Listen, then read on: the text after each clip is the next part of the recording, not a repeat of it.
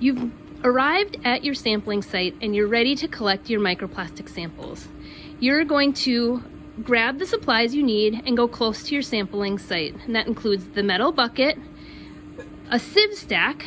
Your sieve stack will likely be wrapped in aluminum foil because it's been cleaned prior to being sent to you, a glass petri dish, and your bottle with deionized water. You're gonna go close to your sampling site first, and you're gonna open up your petri dish. This petri dish is what we call an ambient blank. This is how we collect any particles that might fall from your clothes or from the air during sampling, so we can correct for that in our microplastics counts.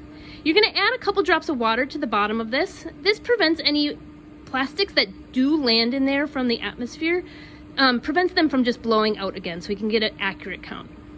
Now you're ready to collect your sample. First, what you're gonna do is unwrap your sieve stack from the aluminum foil.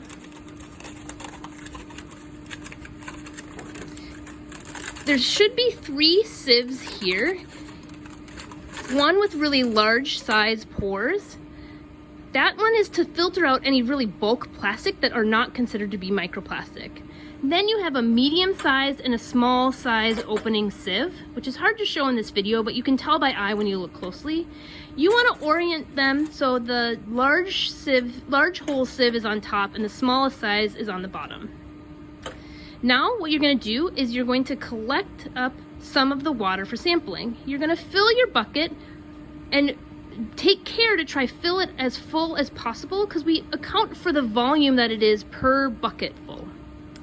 You're going to slowly pour a little bit of sample onto your filter, but you're just going to pour a little bit at first on this first bucket to let the water move through the sieves and wet the sieves so it more easily flows as you add more.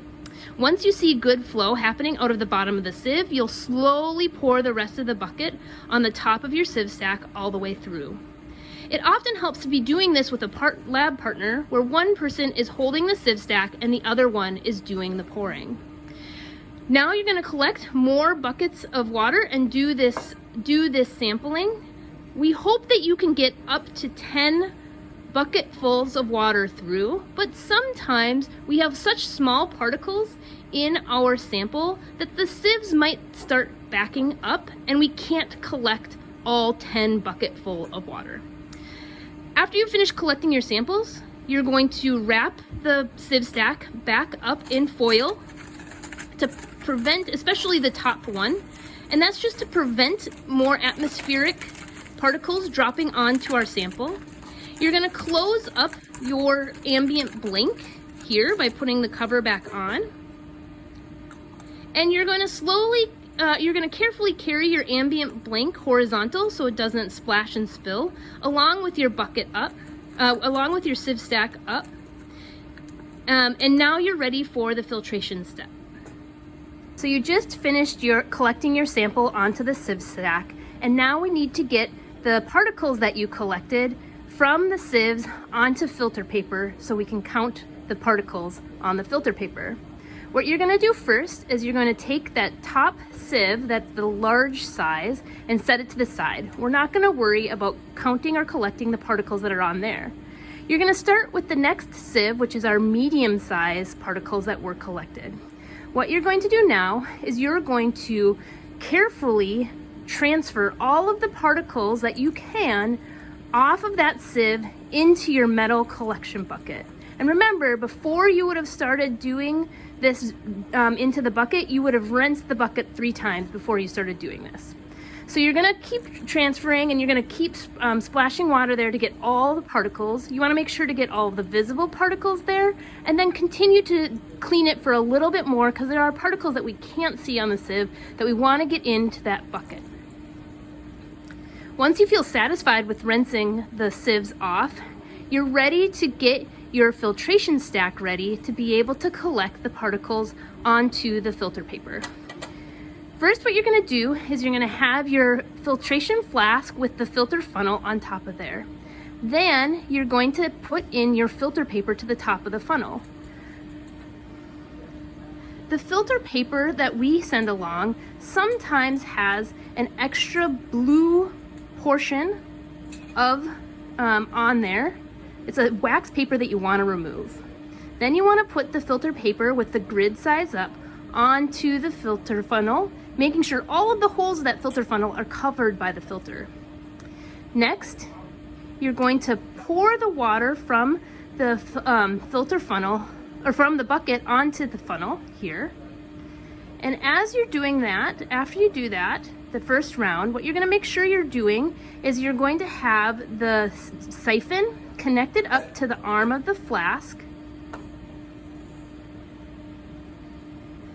And then you're going to create a vacuum by pumping with this siphon. And the water then is going to go through the filter funnel, down through the filter, and into the bottom. We're going to be able to pour out that water when we're done with our filtration. You may be doing this filtration with a different type of vacuum, but this is how you would use these manual siphons. Now you filtered the first round of particles onto the filter paper. We now want to make sure that we're rinsing out our bucket at least 3 times with the water from our squeeze bottle, so we're getting all of the particles possible out of that bucket and onto the filter, so we can accurately count how many particles that we have.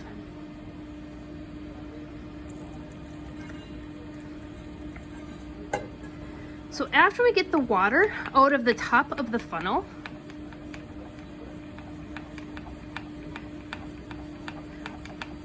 you're going to carefully transfer your filter paper into a little aluminum foil packet, taking care to keep the filter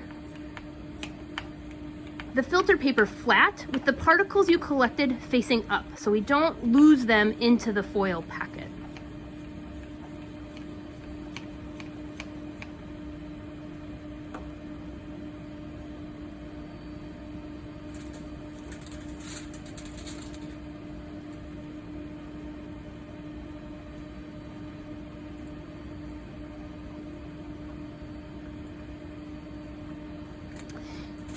You're going to make sure that you have labeled this with your medium-sized particles. And then you're going to repeat this process again with the last filter, or with the last sieve, the smallest size particles, and another set of filter paper, which we have to the side. And after you have these filter papers done and ready to go, we're ready to move on to counting with the microscope.